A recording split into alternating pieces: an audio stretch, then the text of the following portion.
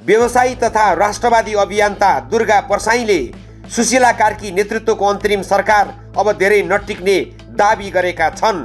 त्रिभुवन अन्तर्राष्ट्रिय विमानस्थलमा सञ्चारकर्मीहरूसँग कुरा गर्दै परसाईले वर्तमान सरकार विदेशी स्वार्थको निर्देशनमा चलेको र जनताको भावना विपरीत बनेकाले यसको आयु अब छोटो रहेको बताएका हुन्। केही समय पछाडि यो सरकार भेटी, यो सरकार त टिक्दैन, यो सरकारमा सत्यता छैन।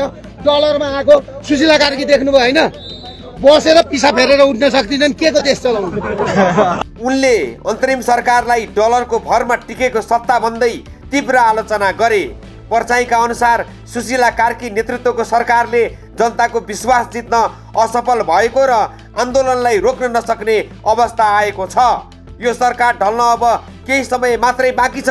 उनले भने आन्दोलनको लहर उठिसकेको छ, अब कसैले रोक्न सक्दैन।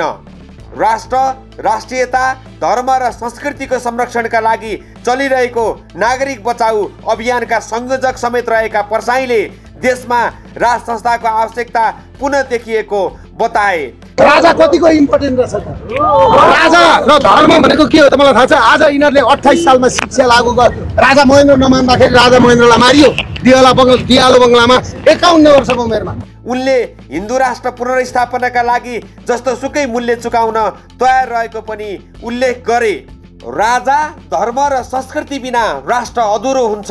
परसाईले भने हामी हिन्दू राष्ट्र र राष्ट्रिय स्वाभिमान पुनर्स्थापनाका लागि निर्णायक सङ्घर्ष गर्ने तयारीमा छौँ।